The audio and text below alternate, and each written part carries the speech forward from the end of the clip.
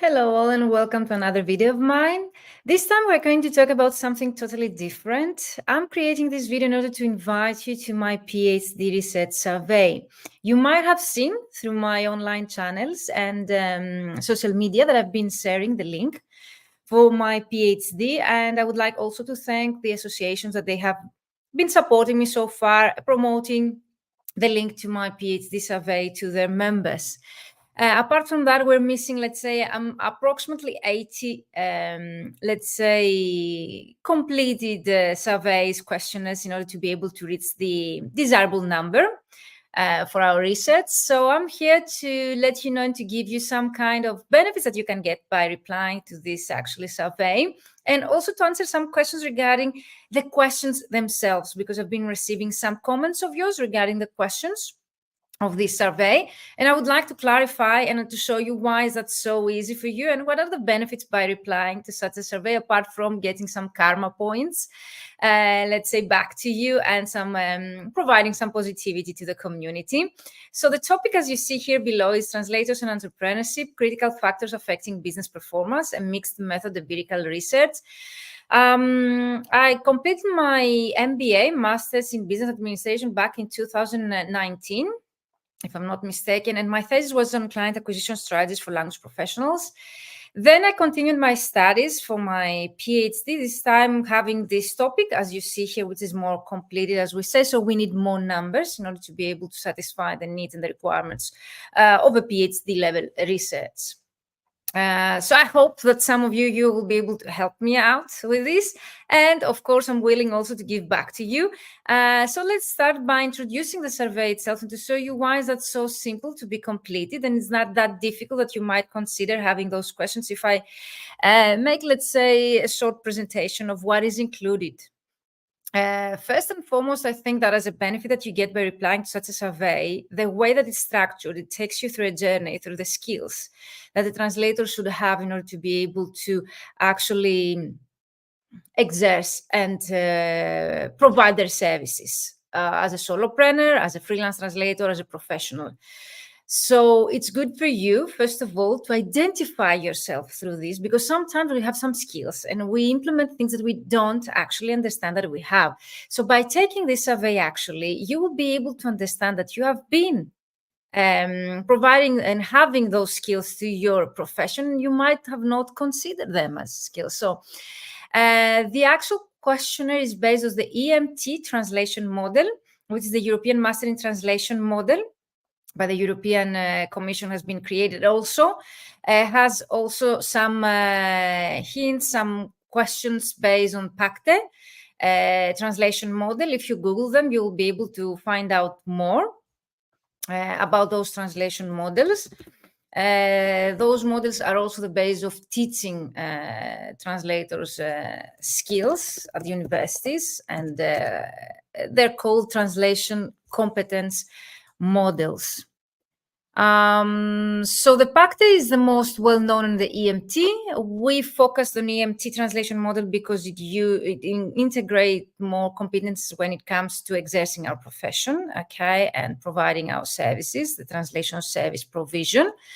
But also the translation competence 𝗵𝗁 model is also a holistic model, and we have used also some questions based on this 𝗵𝗁 model.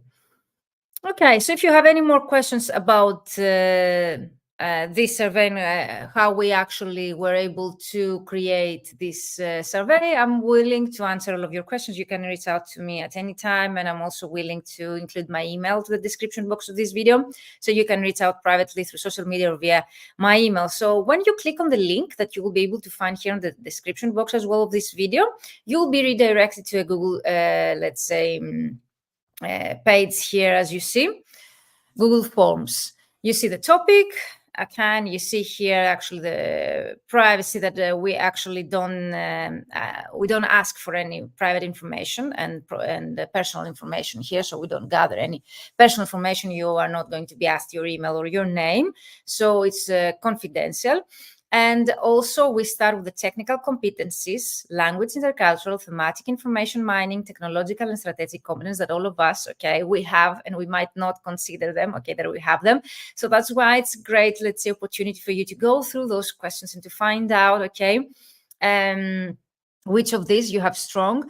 And actually the questions asking you the level of your agreement, okay, like if you strongly disagree or strongly agree from 1 to 5, okay, with each of the following statements in relation to your needs as a self-employed translator. We call it also independent language, let's say, professional. So you just need to tick the actual boxes here. It's that simple. So you actually need to agree or disagree and the level of your agreement when it comes to providing your service as a freelance translator. Scrolling down, you will see that all of those, let's say, skills and competencies based on the EMT model, the technical competencies, are included here. And of course, by going to the next section here, you will see that we are going to translation service provision competence. So apart from the technical competencies that we need to have as translators in order to be able to provide high quality work, we're asking you here also the level of your agreement with the following statements in relation to your needs as a self-employed translator. And again, it has to do here with the translation service provision competence. What's the difference? The first has to do with the linguistic, again, the technical part of our actually providing our services. And here has to do with the service provision as a service itself when it comes to providing our services. So you will see that those questions has to do more about the market demands and the job requirements here, meeting the deadlines, negotiating with the clients. So it has to do more, let's say, with the client phase of our profession rather than the actual technical knowledge that we need to have and skills in order to be able to provide our services.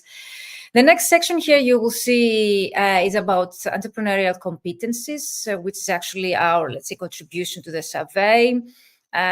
So you need to mark the extent to which you possess the following characteristics as a freelance translator, as a self-employed translator yourself. So not at all and extremely from 1 to 5. So I think it's very short in terms of time that it will take you to answer those questions because they're close questions. And of course, by scrolling down, you will see that we have included, let's say, networking as another skill, and we would like to know, and mentoring also. If you receive or you have previously received guidance from a mentor, please answer the following questions. So this is not mandatory because if you have not received, okay, you don't need to go through this section. And of course, business performance, which is actually our comparison. That's what we're going to compare here. Like you need to indicate also your level of agreement with the following statements in relation to your performance as a self-employed translator. And also this is going to be our contribution to the survey. The last section, which is very easy, I assume, to be replied, has to do with the demographic data here. As you see, your profile and your experience, like your nationality. And let me know if you don't find your nationality here, but this has been taken from the UN list of nationalities. And here, what is your age? What is your gender? What are your native languages? Your language pairs and directionality, like from what language to what language you translate and vice versa. And what is your highest level of qualification? Your field of study. And which of the following best describes your experience, again, when it comes to how many years you have experience and what is your professional status if you're self-employed, if you, let's say, have initiated your own business or you are a contractual translation and so on. So I don't think that is that time consuming of you, but definitely I would like to mention that it's really interesting to go through this survey. It was also really interesting for me when I was like compiling this survey with my professors to find out the theoretical part behind of me exercising and practicing my profession. So I hope to hear back from you, any feedback, and definitely if you can take a few minutes, usually based on your replies, it takes you 15 to 20 minutes to reply this questionnaire. And of course, always I give back to the community. I have mentioned in my emails and those that I have approached through this, let's say, survey link. If you fill in and you would like, let's say, to get a free call with me or a mentoring session with me, I would be willing to give back to the community as well, to those people that they have taken the time to reply this actual questionnaire. I would be here also to give back to you and somehow to be able to return the favor. So let me know if you have any more questions, but definitely I would suggest you to go through this survey. It will really help you to identify yourself, your skills, your competencies, and what you need maybe you need to actually focus on and enhance in order for you to be able to provide yourselves a better way and to become a better entrepreneur, maybe, or to be able, let's say, to get the most out of our profession as a self-employed and freelance translator yourself. Let me know your thoughts if you have any questions. And thank you so much for those that you will take the time to actually fill in the survey. We need approximately 80 more questionnaires in order to reach the desirable numbers. So thank you so much. Can't wait to hear back from you. And if you have more questions, send me an email, okay, or reach out to me wherever we're connected. Bye-bye for now.